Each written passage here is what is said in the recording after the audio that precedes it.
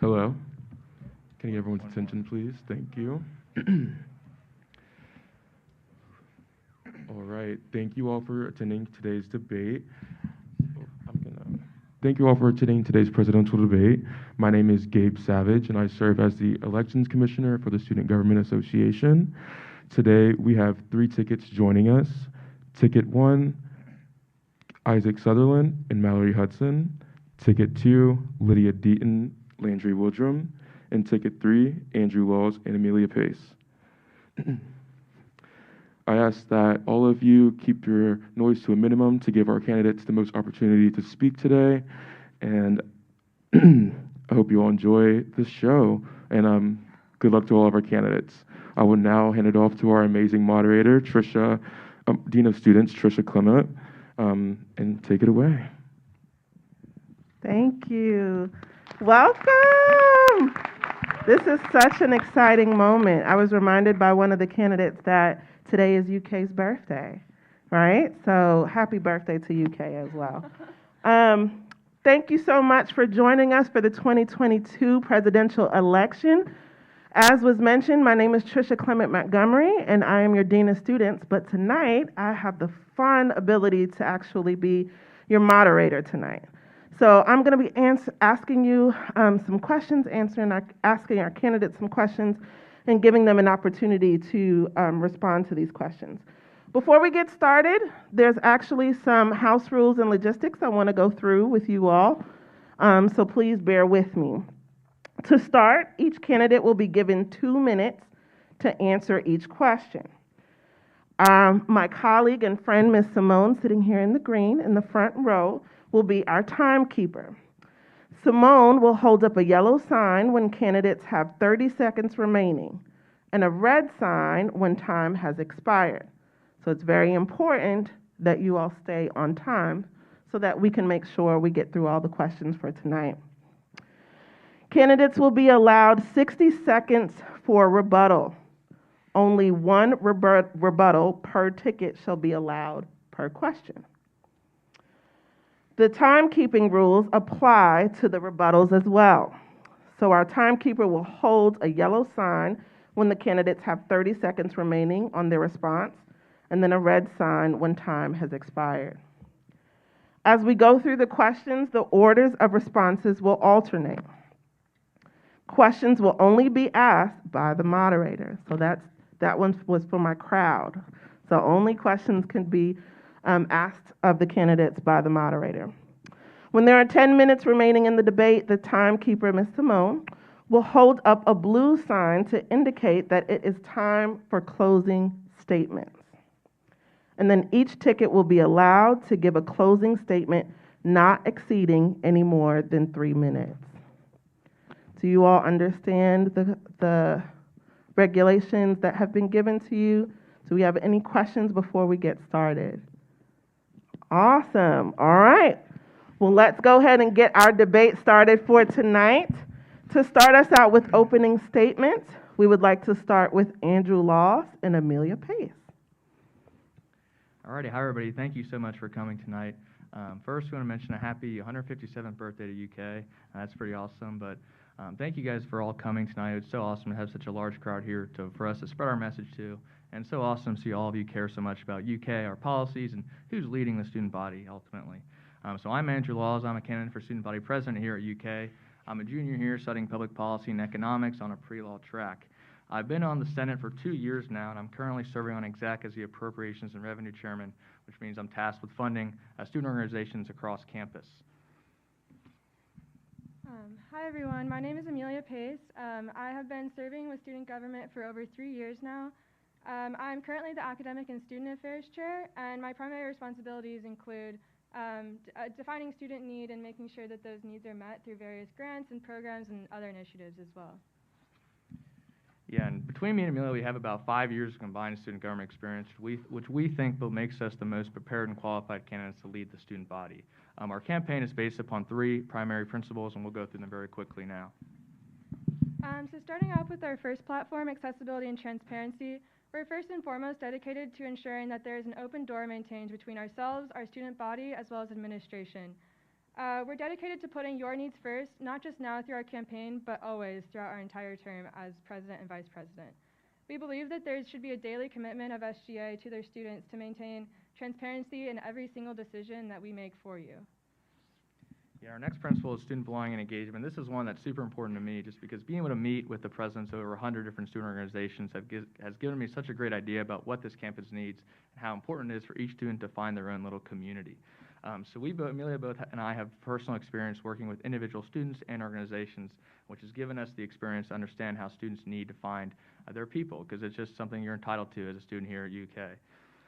We really are running for these offices because we really believe that each and every student has a place here, and they deserve to have the opportunity to find that through just being included in whatever that may be. Our third and final principle is holistic health and well-being.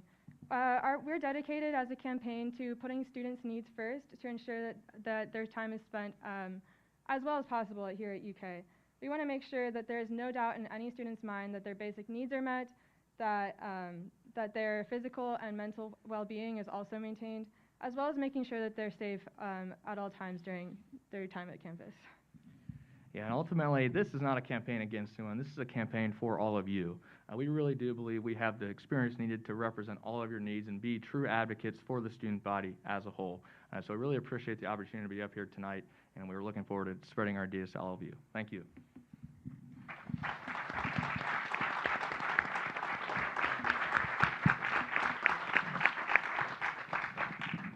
Awesome, thank you. Our next candidates will be Isaac Sutherland and Mallory Hudson. All right. Thank you for allowing myself and Mallory to stand before you today and share our vision for UKSGA. The University of Kentucky was once a foreign entity to me. Growing up in Huntington, West Virginia, I was mere minutes from the bluegrass, but I was unknowing of the treasures that awaited me in Lexington. Upon visiting this institution, I fell in love with this campus, the community, and most importantly, the people. As someone who was completely and utterly alone upon arriving to campus for the first time, I was vulnerable but eager to connect with my school. This came into fruition as I stepped into the SGA office for the first time. I hadn't any idea of what SGA did, who it was for, or how to even be involved. But I understood the mission. It was that mission of serving students, being ambassadors for change, and equitably supporting campus that drove me to SGA. I was fortunate enough to have been accepted to SGA's Leadership Development Program my freshman year, beginning to form the rapport among faculty, staff, and leaders across campus, including Mallory. From there, I was appointed to serve the executive branch as the Director of Government Relations and Civic Engagement. In my tenure, I was privileged to advocate for student rights and issues pertinent to students across campus, whether it has been through researching and drafting strategic plans concerning excused absences for election days, or speaking with city council members and community activists to secure equitable voting access for students. This university is the premier institution for a holistic collegiate experience and education that equips students for their careers and beyond. We hope to ensure this continued support of student need while also bridging the gap in areas across campus that require advocacy and accountability from student representatives. Hi, everyone. Thank you so much for being here. My name is Mallory Hudson, and I'm the VP candidate on the Sutherland-Hudson ticket. I have adored the University of Kentucky my entire life, whether it was attending football and basketball games or seeing a family friend's framed diploma. I knew this university was something special. These nearly 800 acres represent possibility, passion, and hope for a better future.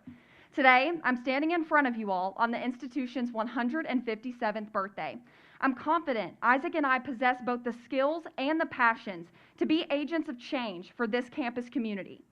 I've been involved with the Student Government Association since freshman year, where I was able to evolve as a leader both personally and professionally, and to form connections with administrators like President Dr. Eli Capilouto in the Leadership Development Program. Additionally, this year, I've had the privilege to serve the UK community as the Director of Marketing and Communications, where I have managed the largest team in SGA and learned how to invite students to the table and to advocate for them. Not to mention, engagement is at an all-time high. I have been preparing to serve the University of Kentucky in this capacity my entire life as a strong leader and a Kentuckian of 20 years. Leading with communication, with empathy, and advocacy, I'm confident that Isaac and I are the team to not only lead SGA, but to grow with it as well. Bridging the gap doesn't stop when we're elected. It begins. Thank you. Thank you very much. All right. And our next opening statement will be given by our presidential candidate, Lydia Deaton, and our vice presidential candidate, Landry Woodrum. So, hi everyone, my name is Lydia Deaton, I'm Landry Woodrum. and we are obviously candidates for student body president and vice president. First of all, I'd like to thank the moderator and the SGA for putting on this debate. It's a great opportunity to speak to y'all. And I would also like to thank everyone for coming out. It really speaks to your character and how much you care about this university that you took the time out of your busy schedule to come out here and meet with us. Now, when I first toured UK and I walked around campus and I met the students here, I knew that this was the place where I belonged. And that is what made me decide to come here. I had a similar experience to Lydia. I grew up in a small town about an hour and a half south of here. From a very young age, I knew I wanted to be a Wildcat, but it did not come easily.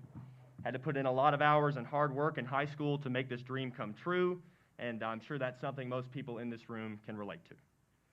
Yeah, so when I first got here, this place was everything I hoped it could be.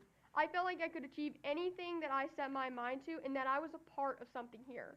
The people here, the community here, the activities, everything about this place made me feel like this was where I was meant to be. But last semester, I looked around and I barely recognized this place. And the more and more thought I gave it, it felt like the place that I had fallen in love with was slowly slipping away. And I don't think that I'm the only person who's ever felt like that. That's why Lydia and I are running. We're frankly tired of watching this place slowly fade away and no longer feel like the university that we fell in love with and made us come here. We're running to make sure that UK stays the place that made us all want to be Wildcats, and there are a few simple ways we're going to take action to ensure that. So our platform is built around reestablishing community, taking care of students, and making sure everyone feels safe on campus. And a few things that we want to do this is to revamp Campus Ruckus and make sure upperclassmen can participate. Address infrastructure issues like the Wi-Fi on campus that just never seems to work. And invest in student mental health by taking steps to improve our campus safety through initiatives like raising the wage for night shift workers. I know that there's a lot of us in this room tonight who are thinking the same way that we are. This place needs a change. Lydia and I have never been involved in SGA before, but we're stepping into the arena because we know that we can make a difference in the lives of our fellow students. And that SGA needs voices who understand the issues that are really on students' minds, and leaders prepared to mobilize student government's massive budget and significant influence to address those issues while in office. Thank you. Please give him a round of applause. Really good. All right, I don't know about you all, but after listening to those responses, I'm really excited about what's going to come for the rest of the night. So here we go. I'm going to offer you the first question for tonight that each of you will have an opportunity to answer. The question is pretty loaded, so give me a minute to get through both of the questions for your first. The question is, what is your external communication plan for your diversity, equity, and inclusion initiatives? How will you address past injustices, and what kinds of commitments will you be requiring from your current peers, students, administration, and the Lexington community? We will start with presidential candidate Isaac Sutherland and vice presidential candidate Mallory Hudson. Obviously, diversity and things of this nature are at the forefront of our campaign, are at the forefront of what we want to push when we're in office. As the Director of Marketing and Communications, I'm so aware that we have to go meet students where they're at. If a student is struggling, in these areas, we can't expect them to come to us and to ask for help. We have to recognize these issues as a team and go to them, and that's something that I feel we are very, very prepared to do. Yeah, and on top of that, I think it isn't just inviting people to the table, but it's giving them the opportunity to speak. And with that, we need to be more equitable. Not just are we trying to invite these people in and say, if you'd like to speak, you can. We want to give them the tools, the resources, the knowledge they need to speak, and you can see that on our platform. Thank you. At this time, we would like for Lydia Deaton as well as Landry Woodrum to also respond to the same question. Sure. So in terms of making sure that we're including everyone on campus, it's really, really important to us that we meet with everyone. And when I mean everyone from the smallest club to the largest fraternity on campus. That's something that's super, super important to us, especially coming from a background where I'm a woman and I studied engineering, and that's typically not a combo that you see a lot. So I don't understand everything when it comes to diversity and inclusion, but I definitely understand that sometimes it's very difficult to find where to reach out. So it's our goal and our initiative to make sure that we find these organizations and we give them a seat at the table, no matter what that looks like. Whatever they need, we will provide. And I think the biggest way that we're going to do that in terms of legitimate policy is if we are elected, we plan to meet with every single student organization on campus that will meet with us toward the beginning of our term, and working with their leadership team to figure out what their goals are for the semester. So that's everything from the French Club to the Black Student Union to the Ag Ed Society. Whatever it is, anybody that wants to work with us and help improve their enrollment has an opportunity to do that, and that means everybody. Thank you. Thank you so much. Next, we would like for presidential candidate Andrew Laws and vice presidential candidate Amelia Pace to answer the same question. Yeah, absolutely. So I think first and foremost, when me and Amelia select our executive committee, which is essentially our cabinet, we have to make sure that this is diverse and inclusive of all genders, sexualities, national origin, all that, because it's just so important to have a student government that is reflective of the student body as a whole.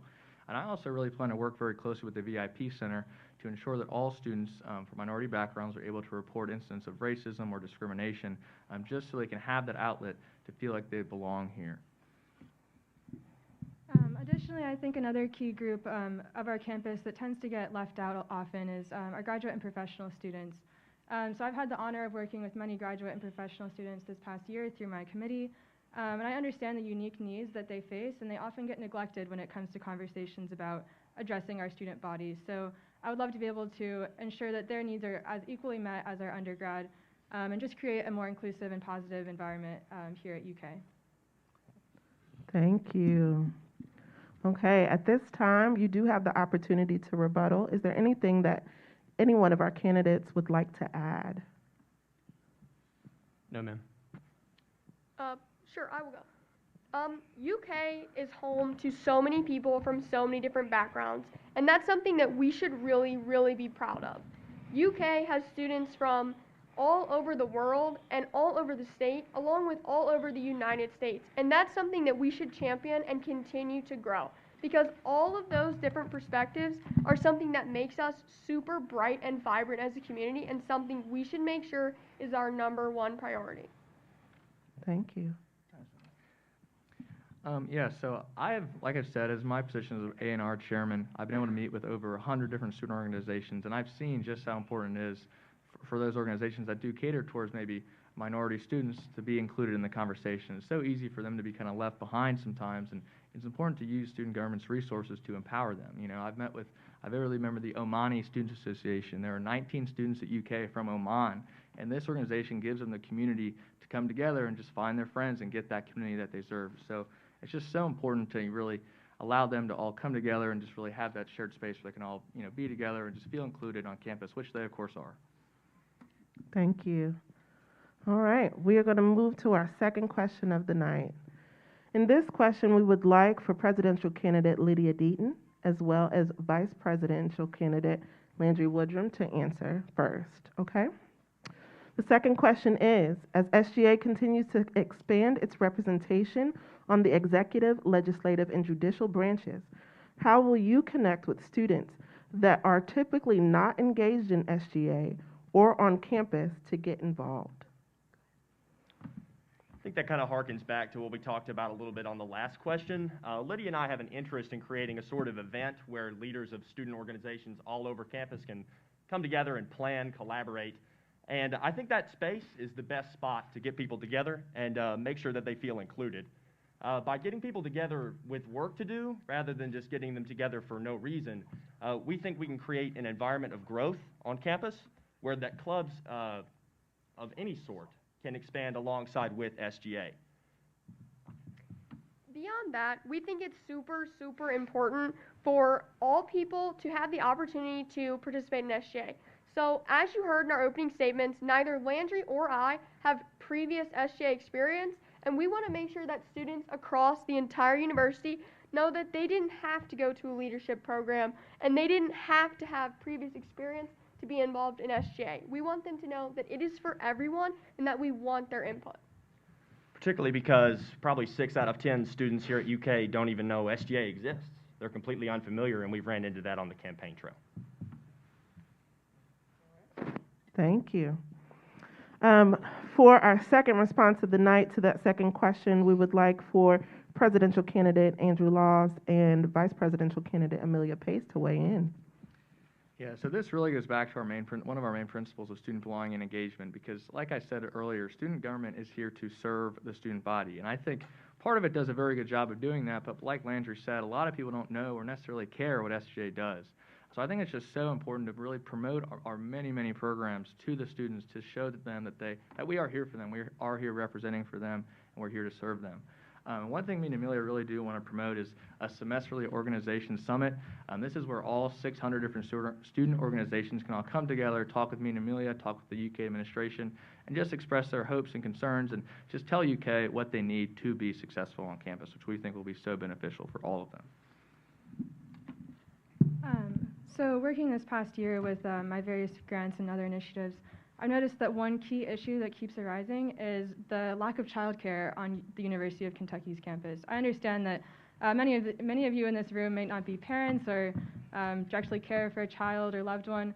However, this becomes a huge preventative measure when it comes to education as well as after-school activities.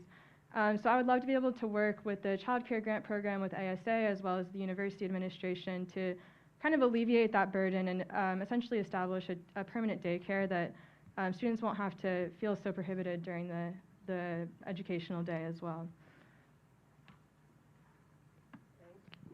Thank you. All right. For our next response, presidential candidate Isaac Sutherland, as well as vice presidential candidate Mallory Hudson. Please respond to the second question. Thank you. I think this goes back to the first question, as Landry said, but even more so, I think it talks about engagement as a whole, especially with SGA among campus community. You know, our motto, our mission is Bridge the Gap, and I think that starts with us being more inter-organizationally focused, right? I think we have the resources and the ability to really organize organizations in a really impactful way. So for us, we have a couple ways we want to do that. As of now, you all fill out an all-student survey. You just have the ability to. With that, we used to have a position in the executive branch that would compile this data, analyze it, and then look for solutions that we can use to not only make the university better, but SGA better as a whole. So for us, we want to bring that position back, and then we have a certain pillar of ours that is educating the population. For us, that's going to look like instilling a UK SGA 101 initiative and UK 101 programming so that you understand as soon as you come onto campus, what does SGA even do? Because like Landry said, it's incredibly difficult to understand. In addition to that, we have all these opportunities for us to bring students in or invite them in, but we, again, have to go out and meet them. So I think that's something that our campaign team has done incredibly well. We've met with over 40 RSOs already on the campaign trail, and we are going to continue to hopefully meet with up to 60 by the time the election day starts, and we're going to continue to vote and meet with them after the election. I think that is a key pillar to our campaign. All right, thank you. All right, well, I heard some things in all those responses that I honestly am interested. Does anybody have anything that they would like to respond to or add in that conversation? I'd like to. Of course. I think it's worth noting that most people that are unfamiliar with SGA are also unfamiliar with its budget. Lydia approached me with the concept of running with her, and she told me that student government at the University of Kentucky has an annual budget of $800,000. Now, if I got 800 grand, I would drop out of college and buy a farm in cash and never step foot in this town again. But that's huge, guys, and that's our money. It comes out of our tuition checks. So a huge part of our campaign is running to spend that money well and usefully, like fixing the Wi-Fi if we can, fixing that huge pothole in front of the library. I mean, putting money in places where it matters to students. I see a hand up. Would you like to add? Yeah, so student government does have a very large budget. It's significant. But the truth is that so much of that money does go back into students. You know, it allows them to be successful. You know, like I said, my position has allowed me to fund all student organizations across campus. You know, I've been able to give them almost $130,000 just this year.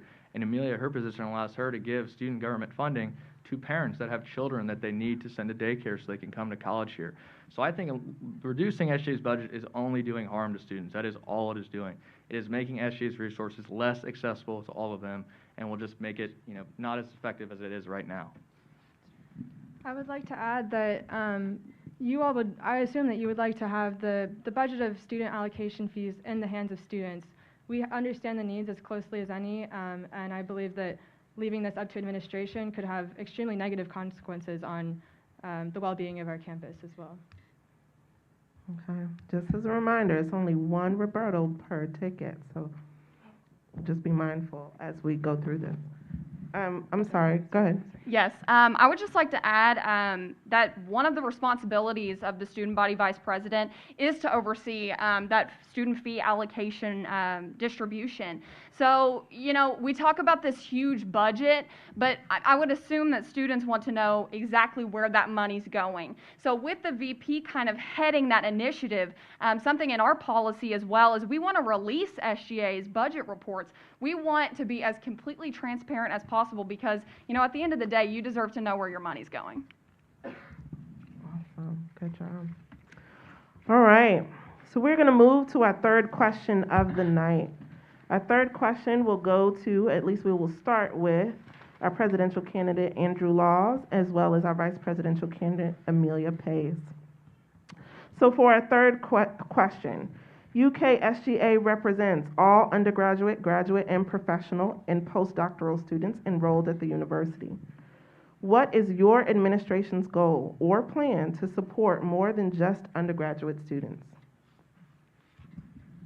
So one of me and Amelia's principles, like I said, is student belonging and engagement, and that also includes our graduate and professional students. I've said before, these students are so important to campus. We might not see them, but they are still here, and they deserve to, get what they need to be successful on campus. So Amelia and I both have made some programs geared towards grad students to bring them on into SGA for representation within the Senate, which is obviously super important. And we just want to create programs geared towards them that allows them to kind of come onto campus more to the extent that they can and just have their voices heard, especially within UK SGA, because they are still here and they deserve to have a voice. In addition to the child care grants, which I spoke about in our last question, another platform that we'd like to hopefully implement in our administration this next year is to encourage a fall break for all colleges, not just undergraduates on our campus as well. Law students, dentistry students, med students, they all work endlessly throughout fall and spring semester without a break, and we believe that in order to promote better mental health and awareness, we should be able to advocate for fall break for all of our students, not just undergrad. Thank you. You're getting a lot of snaps on that one. Thank you so much. All right. We would like for both Isaac Sutherland and Mallory Hudson to be the next to answer that question. Thank you. I think an important aspect of understanding the University of Kentucky as it is right now with an entire population of graduate, professional, and undergraduate students is that representation as we have it now. I think one thing that our campaign has done well and will hopefully continue to do is reach out to these undergraduate groups. But on top of that, we need as a campaign to reach out to graduate and professional students more, and that's what we intend to do on the campaign trail. Even more so, if you look at the policy we have into play, the policy we have is unilateral. That doesn't mean it's only for undergraduates, it's only for graduates, it's only for professionals. This means that it's applicable to every single student. And for us, that looks like releasing the budget report, having updates on the counseling center. All these things that are necessary for student involvement are not going to be discriminatory to undergraduate, professional, or graduate. And that's what our campaign is based off of. Thank you. Lydia Deaton and Landry Woodrum, would you like to respond? Sure. So, obviously, we love our graduate students because they are working super hard. Like, someone who's getting a doctorate degree in anything, or an MD is like working overtime. Those people have immense drive, and I commend them with my whole heart. And obviously, no one sitting on this stage is in graduate school. So it is our belief that we need to go to these people in the graduate school and find out what they need. Because I'm sure that they have so much that they need, and we just don't know because we're not grad students. And like Andrew and Amelia said, there is things that we can do, and just like Isaac and Mallory said, we need to make sure that our policy affects them just like it affects undergrads, so they're not left out in any part of the university, and especially not in the people that represent them.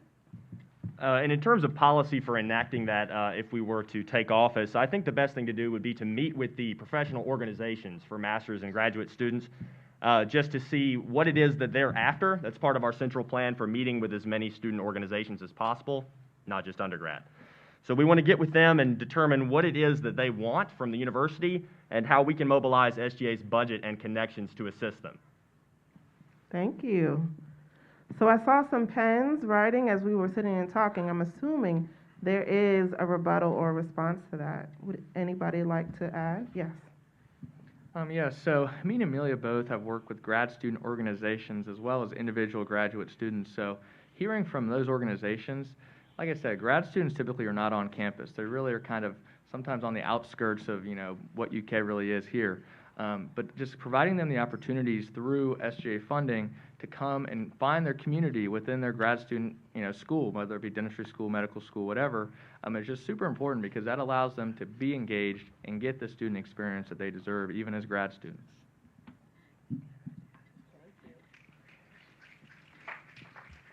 Are there any additional comments from our candidates tonight? Yes, Isaac. Yeah, and I think a really big point to be made here is that there's a lot of advocacy that can be done in SGA, but there's also some tangible goals that could be established and created and really executed. So for us, one thing that we really want to do is go to where students are. And that's going to be critical for graduate and professional students because, as Andrew said, they don't come to campus. So we can't just set up a table near a building. We can't table for these people because they might not come to campus that frequently. And if they do, they're going straight to here, straight to work. It's a very accessible arena for them. So for us, we need to go and visit organizations, but also we want to talk to student leaders. And if you look at our platform, there's opportunity for that in anyone who wants to speak, not just organizational leaders. Thank you. Thank you very much. This has honestly been a really big topic on our campus, so I really appreciate the thoughtfulness and responses that you all are providing tonight. We're going to move to our fourth question of the night, which is actually centered around student well-being and safety. So, student government has continued to work to support the university's strategic goal of enhancing the holistic wellness and safety for all students. This core mission and goal helps to garner and support working and learning environments where all students may flourish and thrive. What is your administration's plan to continue to support student well-being and safety on campus, and how would you effectively communicate such needs to the appropriate administrators? We will start, if I'm correct, we will start with Andrew, or is it Isaac? I can't remember. We'll start with Andrew. Andrew Laws, as well as Vice President Amelia Pace. Is it Isaac? I'm so sorry. Okay. That's okay. So sorry. Okay, so let's start with Isaac Sutherland as well as Mallory Hudson. I apologize for that. So our campaign, us as individuals, we want to emphasize mental health just as much as physical health. A doctor would never look at someone with a broken leg and say, it's okay, go put a Band-Aid on it. So we can't tell students that are struggling, go find resources yourself. We have to provide those resources. And one of the things that, we've hit really heavy on in our campaign is the influx of students who need to get into the UK Counseling Center but can't because they're just completely overflowed. So we want to bring in community resources on the university's dollar because every student deserves to feel like they're appreciated by the University of Kentucky. Absolutely. Okay, thank you. Next will be Lydia and Landry. Would you like to answer that question? Sure. So mental health is incredibly important to us as well. And one way that we really want to work on that is by making sure that there's permanent signage for every student so that when they have a problem, or maybe not everybody will need it, but those people that do need it, they don't have to do a Google search and go, well, am I calling the right number? Because we know that that's an incredibly taxing time, and we want to make sure that we support you where you are. So making sure that that is everywhere, and that way people can get those resources when they need it. And beyond that, we want to make sure that just like Mallory said, that when you need help, those resources are there, and it's not a 6 to 8 week wait time. That is so long. If you had to wait 6 to 8 weeks to get a broken arm fixed, you'd be in real bad shape, real bad shape. So that's something that's really important to us as well. In terms of policy, we want to start a seminar series for faculty, Res Life employees, and student leaders, like organizational leaders, to come and learn about spotting things like suicidality, substance abuse, and alleviating anxiety. Won't be mandatory because most of those people already have to go through plenty of training, but we think that'd be a great opportunity for people that don't have to learn. And as for physical safety on campus, it's worth noting that some things are lacking. Those blue light poles, I'd say about 10% of those are out at any given moment, non-functioning. Also, the dorms, safety in the dorms. We all remember the 860 dorm rooms that were broken into. That's not particularly safe. And it felt like every week last semester we would get an email about another sexual assault that occurred in the dorms on campus. So one solution we want to implement is increasing the wage of night shift workers here at the university so that we can get more RAs on the desk at a time at night just to get more eyes to spot criminal activity. SGA has limited jurisdiction. We're not the police. But we think that getting more RAs on the desk and paying them more for their time, working a third shift, would be a great first step. Thank you. All right. Andrew and Amelia, would you like to respond at this time? Yeah. So speaking on one of our 3 platforms, Holistic Health and Wellbeing, we want to ensure that your basic needs are met with tangible initiatives that we can put into practice through our time in administration. Speaking of which, we'd like to increase campus security through UKPD and residence life by installing more blue emergency towers like the Landry Woodrum campaign, or Woodrum Deaton, sorry, campaign mentioned as well, particularly in areas of Greek life where there's low visibility, as well as on prominent off-campus apartment paths such as Newtown Crossing, the Lex, our Kroger area. We want to ensure that students feel safe walking around our campus at all times. Additionally, we'd like to install QPR training in our UK 101 programs so that first-year students are able to recognize the signs of depression and suicide within themselves and others and promote a more positive environment in that way as well. Yeah, one more thing, it's just super important that all students are aware of the resources available to them. You know, the Office of Student Success just has so many resources for mental health and physical health. You know, UHS is a great opportunity to go and, you know, get COVID vaccines, COVID tests, all those opportunities, and it's just so important that we ensure that all students, especially new students, freshmen, are aware of all of these opportunities available to them to get the help that they need. We think that the QPR training would just be so important to give them that outlet to know, you know, if I am struggling, I can go do this and I will get help quickly, you know. And I think that is just super important and will make students' lives better, especially the younger students who tend to be the ones that struggle the most. Thank you. Well, this is, like all the others, an extremely important topic. Is there anything that the candidates would like to add at this time? Yeah, so guys, I have had some bad luck. My car has been broken into twice, and that just shouldn't happen to me, to anyone. No one should have to deal with that.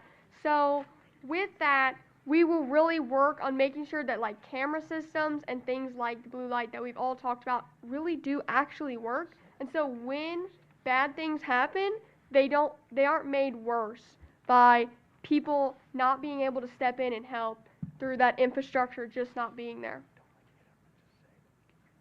Okay. Thank you. Anybody would like to add anything else? I see. Yeah, I would just like to add. So in regards to the conversation on our counseling center, I think it's important to mention that our mental health cannot be outsourced to other individuals outside of our university campus. Oftentimes, I don't think people understand that there's often a very large copay that cannot be covered by health insurance, and just requiring students to be able to, first of all, find transportation, schedule their own appointments, as well as paying that copay. That can be a really uphill battle to fight with administration on mental health as well. Thank you. Isaac, please. Thank you. I think that's an important aspect to understand, right? Where is this bill going to go if we have to triage the wound of a mental health crisis on campus by outsourcing some of that need? Well, for us, as we said in our statement, it's on the university's dollar. So for us, that can be advocating to possibly the Dean of Students office or wellness office for that, but even more so, we can afford that in SGA to some degree to pay for these co-pays. I don't think we have to just shove these people out of the dark and say you need to go and find help for yourself. We can be the liaison for that student need, and we can do that effectively. Thank you so much. Really great answers. Thank you. All right, so for our next question, this is specifically to our student body presidential candidates. At this time, if you could please answer for us. Experience and engagement with the University of Kentucky administration, staff, and Board of Trustees is an integral part of being a student body president. What experiences do you have working with current or former administrators that would benefit you in this role? And how would you go about forming a trusting relationship with these critical stakeholders? We will go ahead and start with Lydia and Landry. Sure. So it's important to note first that you can't build a trusting relationship if you don't know where someone else is coming from and how they're really doing. So it's important first of all, for me to bring my perspective and where I'm coming from representing students to administrators, and also to hear administrators out and understand why all of these problems that we're talking about are extremely complicated. Nothing is just hey, let's just pay more money for this, or let's just give another person this job and that will solve the problem. It's extremely complicated, and so it's important that I not only step up to the plate and really hear where they're at, but I'm incredibly diligent and purposeful in voicing concerns of students. And in terms of past experience, as I said, I've obviously not been on SGA before, so I've not worked specifically with the administration here at the university. However, I have served as an ambassador prior to coming to this role, and so I've worked with a lot of administrations, whether that be on the state level or the local level, in terms of getting things done and really understanding how we can solve those complex problems. Thank you. Okay, presidential candidate Andrew Laws, would you like to respond? Yeah, so it is obviously super important to have good relationship with these administrators like Dr. Capilouto, Dr. Monday, Dr. Turner, because they are the people, the go-to people for student government and the student body, and they're the ones that are choosing, what's going to happen to us, the student body. So I think one of the most important things is just working well with them, communicating with them, showing them that you are representing the students. You're not just there as an individual student there for yourself just to be buddies with them. You have to show that you are here for the students, like you are representing their interests. I think it's just important that you really make sure that they respect you and know that your ideas are realistic and tangible and can be done. You're not just tossing off, throwing them a notepad at them when you meet with them. In terms of my personal communication with Dr. Capilouto and them, I'll admit I've never sat down for lunch with Dr. Capilouto yet, unfortunately, but I think it's just super important just to show them that you are here on behalf of the student body and you want to work with them. And because we have the shared goal, me and Amelia, Dr. Capilouto, and all of them, of making students' lives better, and just showing that you are there for that purpose will just take your relationship far and beyond with them and allow us to be so successful in our policy goals. Thank you. Presidential candidate Isaac Sutherland, would you like to respond? Thank you. I think an important piece to this is, where does advocacy begin? And does it begin when we start our campaign? Did it begin beforehand? Does it begin as soon as we maybe get into office? I think it starts beforehand. So for us, we're in the leadership development program, we were able to meet a lot of administrators, and that was really helpful. But we didn't just stop there. For myself, I've been able to be a part of building these programs with the Dean of Students. We've worked on some really incredible stuff. We meet Thursday to build a mental health program that can be pushed out to all student organizations, and we're doing that now. So can you just imagine what we can do whenever we have the platform to do incredible things, not only mobilizing SGA, but that Board of Trustees vote, right? The vote isn't meaningless. It's not symbolic. That vote is incredibly impactful. For us, we may be picking the next president of this university on that next cycle. With that, you have to understand not only the administrators, but understand that the administrators respect you and your voice. And we're doing that now, and we'll continue to do that regardless of the election results, and we'll meet with administrators. Thank you so much. That's right. All right. I feel like at this time we would also like to hear from our vice presidential candidates. So this question is specifically for you all. As student body vice president, you often serve in a supportive role to the president while also leading the the Student Senate as Senate President. How do you plan on creating a positive working relationship with the student body president while ensuring effective legislation is passed in the Senate? We will go ahead and start with Vice Presidential candidate Amelia Pace. Considering that I've been serving on Senate for the past 2 years, I do think that I'm qualified to go forward leading Senate as well, because I am actually the only candidate who has Senate experience on our campaign as well. I've been working with Andrew for the past year on Senate Exec, and we've been able to pass tremendous legislation and have like a really great impact, as well as our communication skills. I think we work well together collaboratively to ensure that we're meeting the needs of student organizations as well as individuals, and we would love to continue that growth as well within our administration next year. I believe that Senate has the power to make great change, and I think that the elected officials of that body are very capable, and they're well qualified to be leading our Senate to the next future. And I would just be essentially the presence there that encourages them and motivates them to do their best work as well.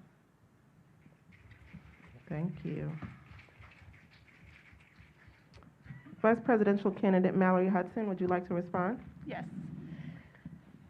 So Isaac actually asked me to be his VP in October. I made him wait for 2 weeks. Just had to, keep it exciting, keep him on the edge. But not only have we been working together on the SGA executive team this entire year, but we've been working on this campaign since November. We have been working on exec initiatives together, and we are ready to translate that to legislative initiatives as well, dealing with the Senate. Thank you. Thank you very much. Okay. Vice Presidential candidate Landry Woodrum, would you like to respond? So I think the best way for me to be effective at my job working with Lydia is to maintain a close relationship. Lydia and I have known each other since we were in, middle school? Something like that. We were in 4-H together growing up here in Kentucky. And in terms of effective legislation, I think the important thing is to communicate with her and senators about what we're trying to get done in the Student Senate. Never have any sort of gaps in communication, always be talking to everybody. As for my experience with something like managing the Student Senate and being the vice president of the university, last year I served as the president of the largest youth development organization in the state of Kentucky, Kentucky 4-H. Spent a year handling tens of thousands of dollars and something like 200,000 members across the state. So I'm ready to translate those skills and get to work with Lydia. Thank you. Thank you so much. All right, well, we're going to move on to our next question. And our next question is particularly about your leadership roles that maybe you currently occupy at this time, okay? So the question is, how have you served students through your previous leadership positions on campus, and how will you translate that to the work that you do within SGA?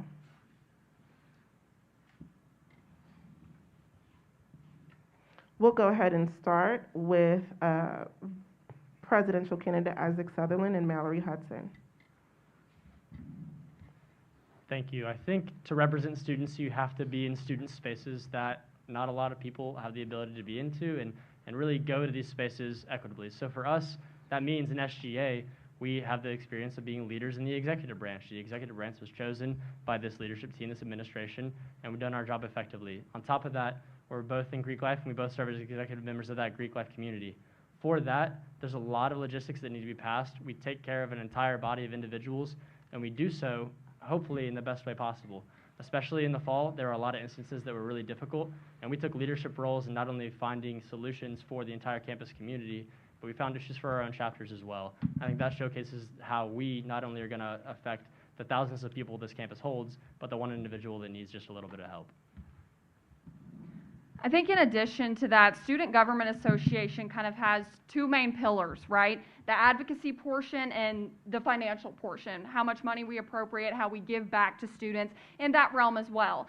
So Isaac and I are very, very well versed in the advocacy realm of Student Government Association in our roles that we've held this year, and we are also ready to translate that onto when we're elected into these roles. Thank you. Lydia Deaton, Landry Woodrum, would you like to respond?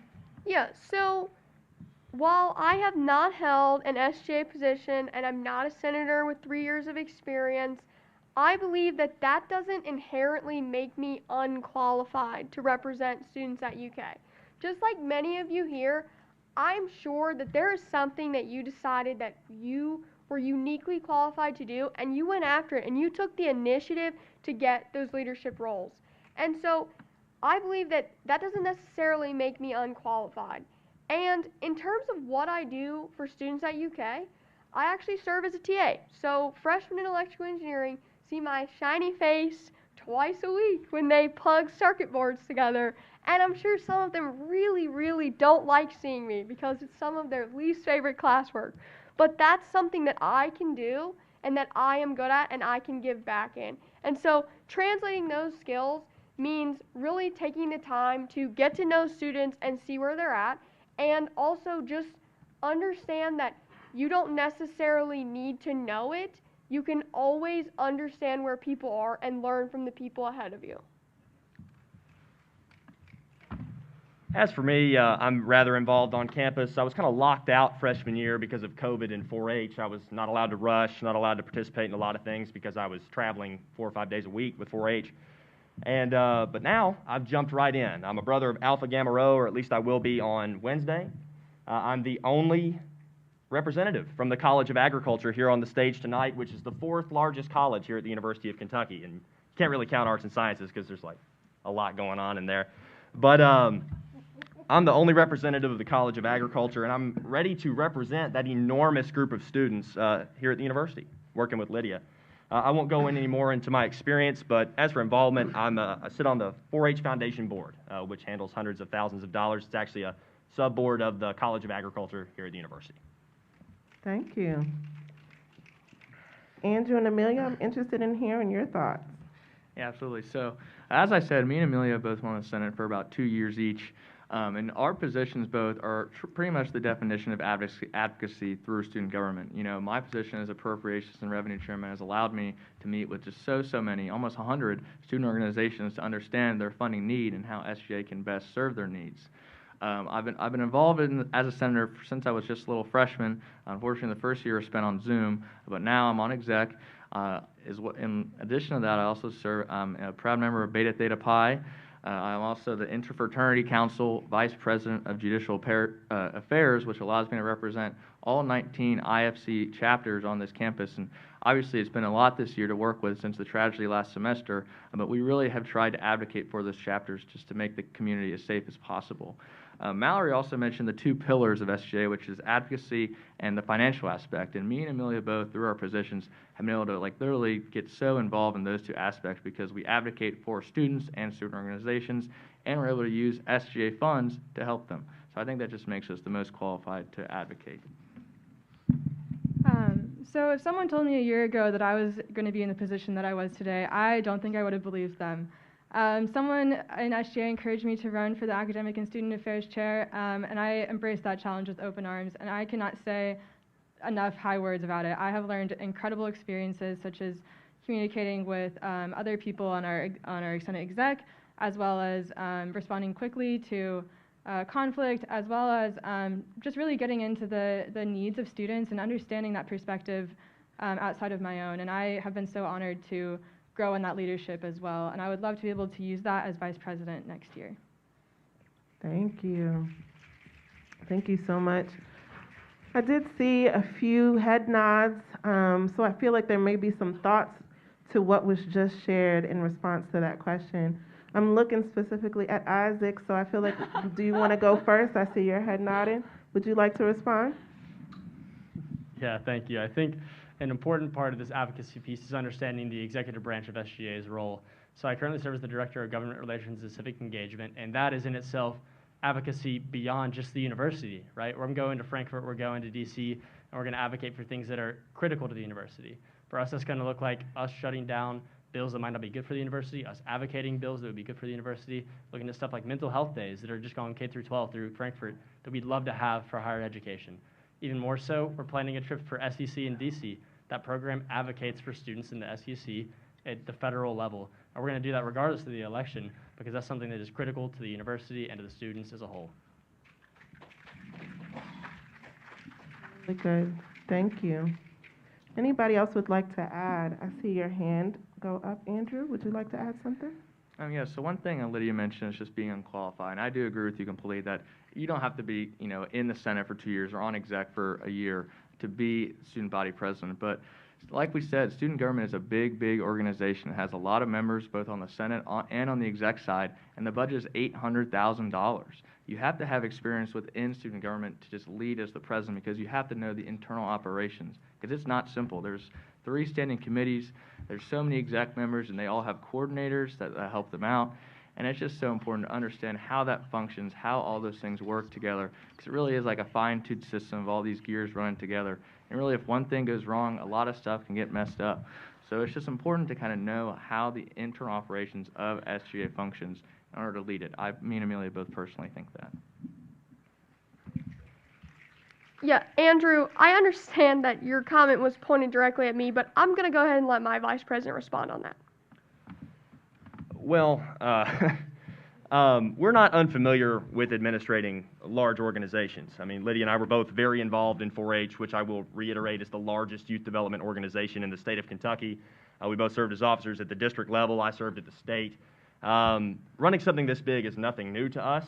We just became interested once we figured out how much money it has access to on an annual basis and what good we could put that to. Yeah, and it's, like I would say, Landry has talked a lot about the money because that is important to us and that's important to students, but beyond that, I am quite frankly tired of looking around and looking for the people who are fighting for me, and every time I email them and every time I reach out, I get nothing back. And so, while I understand your point that we need Senate experience or we need exec experience, I would hate to see anyone be told they can't do something just because they don't have experience.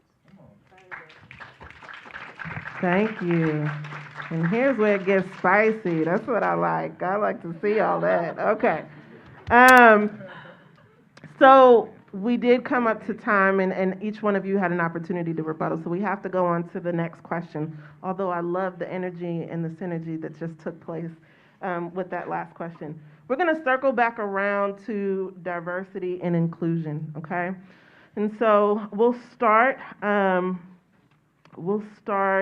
with Lydia as well as Landry on this question, but talk to us a little bit about diversity and inclusion. The University of Kentucky strives to be a diverse and inclusive community for all students and calls on the entire campus to shape that journey. What has been your specific commitment to diversity and inclusion during your time at UK? And if elected, what would your administration's plan be to further this commitment to diversity, equity, and inclusion?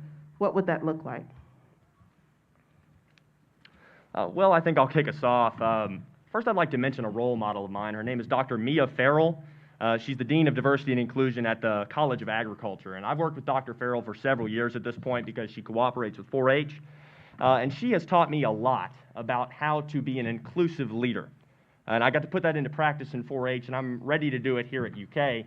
But while we've been on the campaign trail, we made a point to speak at several different organizations targeted for minority students, particularly Manners, which is an organization that works with minority students in fields in agriculture. We went and had a forum with them, came to see what they had to say, and have implemented some of those policies in our policy platforms. Yeah, and beyond that, in my personal experience, I am so passionate about getting women involved with STEM. And I know that that's not a huge diversity platform here at the university, but I think it's important that not only in STEM, but in every major and in every field, along with at the graduate level, students are represented, and they feel like when they look around in class and when they look around, they see people like them. And the only way that we can do that, quite frankly, is to recruit those students to go on and to reach for their dreams and to come here instead of coming to another university where they feel like they're not represented. I want everyone to feel represented here. I will also note that Lydia is the only female presidential candidate. Absolutely. Okay, so Andrew and Amelia, what are your thoughts? Yeah, so diversity is super important to me and Amelia because, as I said before, Student government represents the student body. UK is so diverse, students come from all different walks of life, and when a student looks at student government, they don't feel represented if they aren't. So it's super important just to, both on the Senate and the exec side, to be diverse, to have representation so students can see that SGA is legit, that it really represents the diversity of UK's campus and the 30,000 undergrads. So my personal experience with diversity and inclusion is in my fraternity, Beta Theta Pi. I am a member of the Diversity and Inclusion Committee. As we know, fraternities historically are not too diverse. So we're really trying to work closely with the UK and IFC to kind of make sure that Greek life specifically can really be inclusive and all students can feel welcome in these big organizations. Obviously, they're a big part of campus. And also in my position as A&R chair, I've been able to, like I said before, work with minority organizations. And these organizations historically are underserved and underrepresented. So it's just so important to know, like have someone representing the student body who's worked with these smaller organizations so they can know that their needs are being heard and being voiced to the university so they have the tools they need to succeed.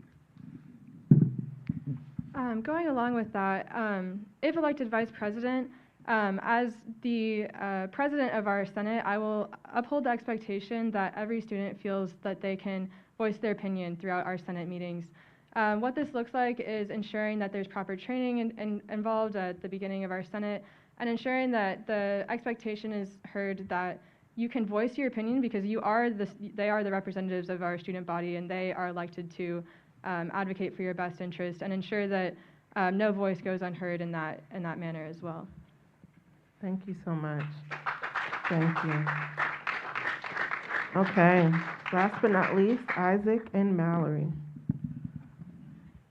Thank you. I think a critical piece to this is understanding that to be diverse and equitable and inclusive, we have to listen, and that is the first pillar of that, right? So for us, our entire campaign has been listening. We started this so long ago because we wanted to make policy not just coming out of our hat or from someone who's been in SGA before. We wanted to have it from the students. We have a specific initiative that we went to an organization, we talked about our platform, and they said we would really like to have an emphasis put on a mental health card. And you know what? That's going to be in our platform now, something we can advocate for. So us not only being able to just advocate for students from an administrative perspective, but listening to them, hearing where they are, meeting them where they are, and going forward. Also, I know Andrew and Amelia mentioned in their policy that they want to invite students to come speak at Senate meetings, which is an amazing idea to have students come voice their table and give them that seat at the table. However, we can't expect students to come to us. If there's one thing I've learned as the Director of Marketing and Communications is that we go out into the community and we spread SGA information that way. We don't hang up our marketing material in the SGA office and invite students to come see it. We go out, we make the effort, and we meet students where they're at. Thank you. Now, as always, I would like to give you all an opportunity to respond to anything that you've just heard in those responses. Absolutely. Would you like to go ahead, Landry, and share? Well, if there's one more thing I'd like to talk about is that there's another underserved group here at this university that is not often spoken about, and I am from that region, that is Appalachia in the state of Kentucky. I'm from Casey County, Kentucky. Also, I went to high school in Boyle County, but I spent my childhood down there on our family's farm. I'll be the first man in my family to get a college degree, assuming I make it over the next 2 years, and it's extremely important. Oh, thank you. It's extremely important to me to give other boys and girls from rural Kentucky, not just Appalachia, a feeling of belonging here at UK. You know, when they open their mouth and they have an accent, they don't sound ignorant. That if anybody gives them any trouble, that they have channels to go through so that they can feel accepted here at UK just like anybody else. So serving as student body vice president, I would like to take a unique mission to help that group of young people that I belong to. Thank you, Landry. And we're going to go ahead and claim it. You're going to make it. Absolutely. We'll see about it. I'm in Accounting 201 right now. Okay. All right. Is there anybody else who would like to respond at this time? Absolutely. Andrew? Yeah, I think one other really important thing, at least when it comes to inclusion, is, as we talked about, our grad and professional students, students that are historically underserved and underrepresented within SGA, and especially minority graduate students who are, double underserved historically. So I think it's super important that we do reach out to them and, let them know that, hey, SGA is here to represent you, and we have these services. We want you to come talk at our Senate meetings. We want you to be heard. And I think just showing them that we are here and we are here to invite them to come speak to us, I think that'll go super far and just really let them know that, SGA is here to serve them. Thank you. Thank you. Sounds like you got some fans in the crowd, Andrew. All right. Are there any additional responses? Yes, Isaac. Thank you. I think a big piece to this is acknowledging right now that UKSGA is not as diverse as it needs to be. And with that, we had almost 8 or 9 Senate positions that were just completely void whenever we met the deadline. And that's an issue. So for us, we can't just have things in our office. We can't have tables in the Student Center. We have to go out and meet these people. So for us, it comes down to the executive board going out and recruiting these people. So for us, that's something we've done on the campaign trail continuously, and we want to do that further on. We need to recruit minorities. We need to recruit people that are not from Appalachia, that are from Appalachia. We need to recruit all these people into SGA and welcome them in and equip them. One thing that has not been talked about yet is the Power of the Leadership Development Program and upgrading that program to invite not just freshmen, but sophomores and juniors, and making that program something that can be a staple for equipping students across the university. Thank you. Thank you so much. All right. This is actually our last question before we go into final statements. This question is related to student well-being and safety. It's known that the current pandemic has disrupted the lives of all students on our campus and around the world. How do you plan to conduct an effective and frequent initiatives with the administration to combat our students' specific needs?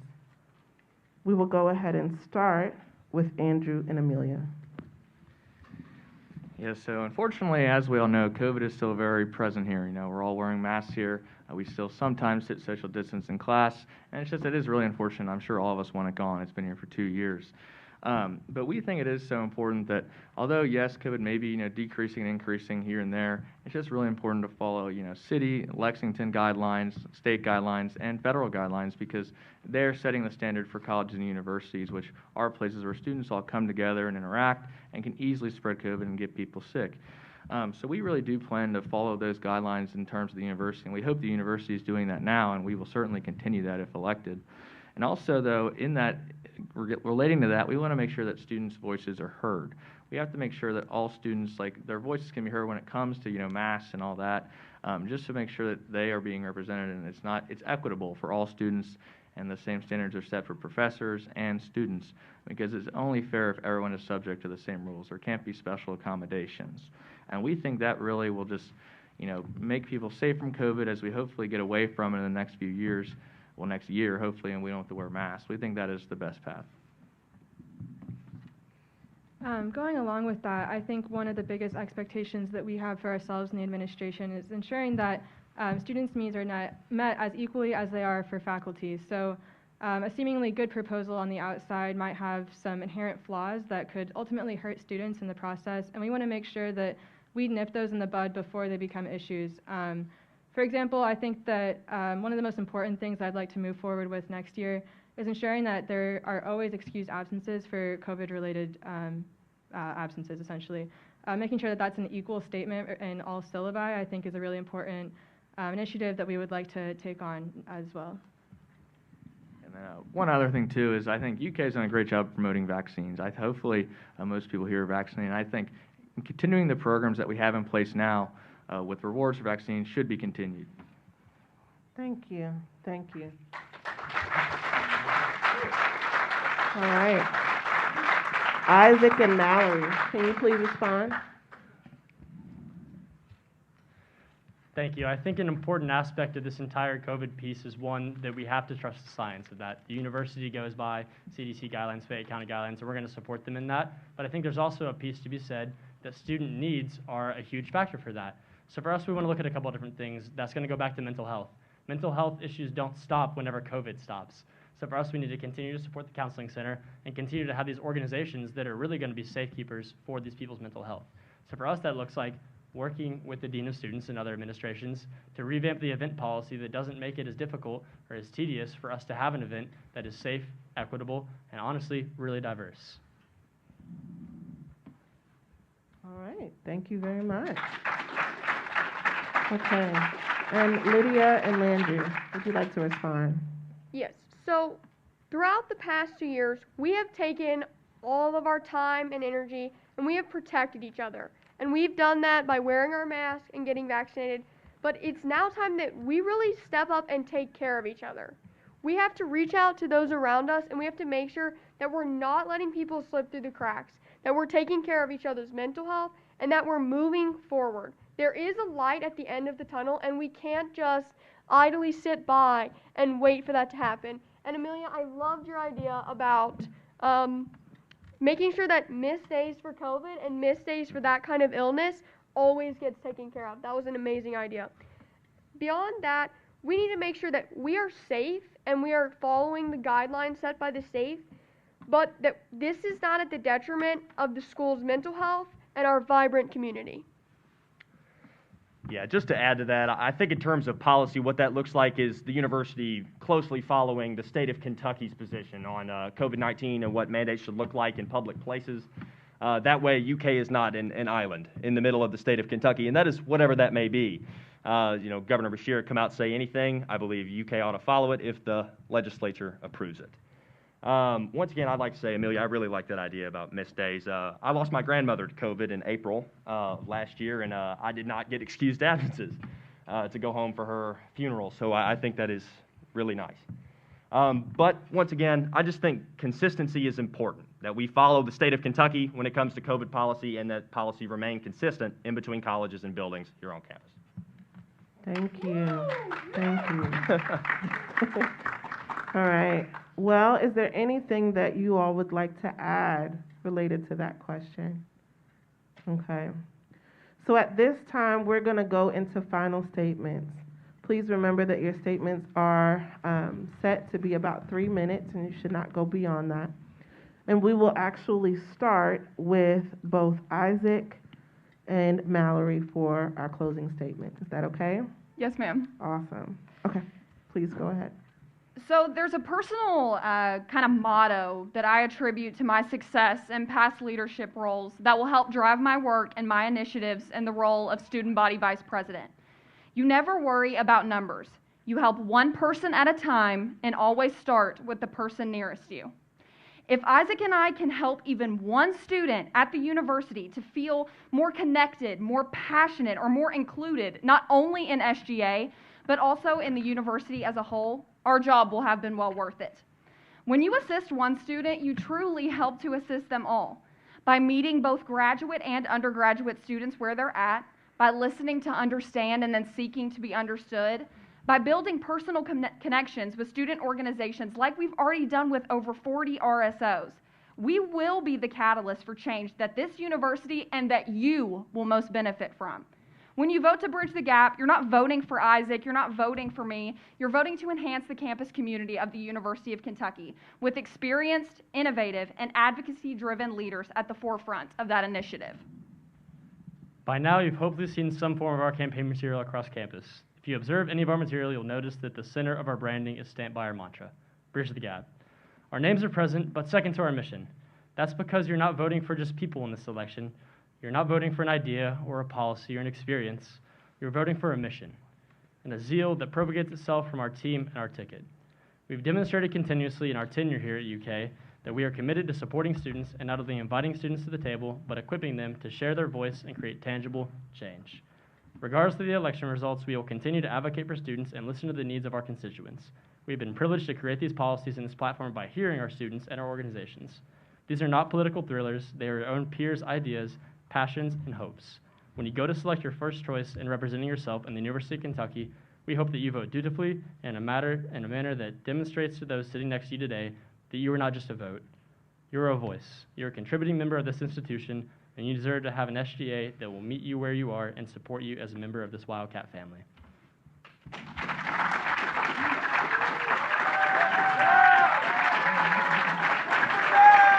Thank you.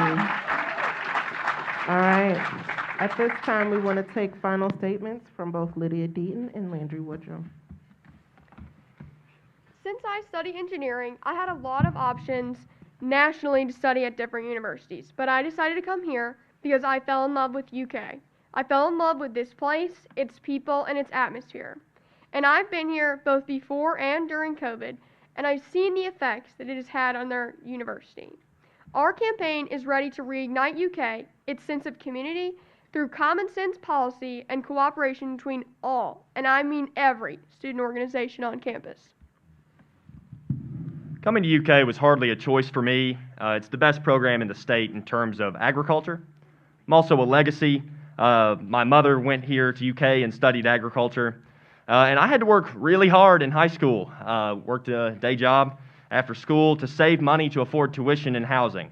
But, now looking back, it's been worth it. Even though I've only ever attended UK during COVID, I've come to believe that this place is worth fighting for, which is why I signed up with Lydia to try and reignite UK. And while it's been made painfully aware that I may be underqualified, I refuse to stand by as the place that we've loved slowly fades away. We're in this race because our community needs people who are willing to stand up, stand firm, and fight to reignite this campus. I grew up on a cattle farm in south central Kentucky. Growing up like that taught me a lot of lessons. Work hard, take care of your people, and when a gate is open with cattle in the field, you need to shut that gate. There are an abundance of open gates here at the University of Kentucky, and they need shutting. Lydia and I are ready to get to work on the sense of community, state of mental health services, and making campus a safer place, and on any other issue brought to our attention by the students that we would love to represent. We are ready to bring this office to the public eye of students by working with every single organization on campus and any student who will meet with us to achieve their goals, by collaborating with the Senate to pass meaningful legislation that fixes the real problems that irritate students on a daily basis. This is what it truly means to represent the student body to the administration and to the state. And on February 28th, we hope that you'll remember our ticket promises to always, and I mean always, fight for you, fight for common sense solutions to real problems, and to make sure that UK remains the place that you chose to come to, whether that was 6 months ago or 3.5 years ago. Please vote Deaton Woodrum at the end of the month. Thank you. My God. Thank you. And last but not least, Andrew and Amelia, please give us your closing statement. So ever since the first day I stepped on the University of Kentucky's campus, I have fallen in love with it more and more every single day. And unfortunately, I can't stay here for my entire life and well into my 80s. I think that Andrew and I are able to make meaningful and real change on campus that promotes a positive culture. We're not trying to tear down any sort of university policy, but we want to continuously improve and make progress in a forward-thinking manner. It's been a great honor to lead in the leadership roles that we have in the past year, and I believe that makes us very well qualified to move into our presidency and vice presidency this next year. We want to dedicate our policy to sincere and meaningful change that always puts your student needs first.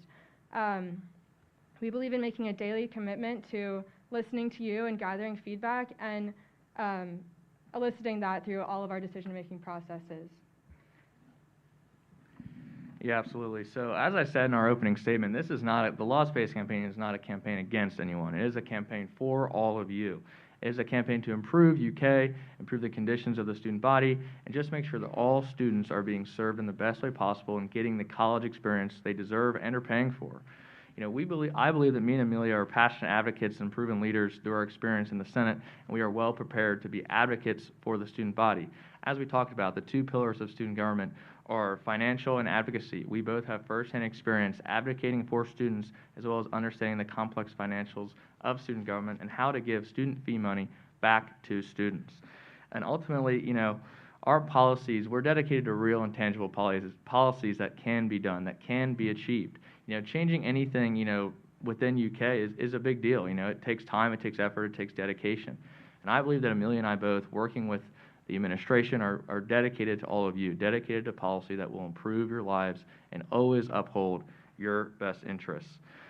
So next week on February 28th and March 1st, the Laws and Pays campaign would truly appreciate your first preference vote, as we are proud to be advocates for the student body as a whole. Thank you.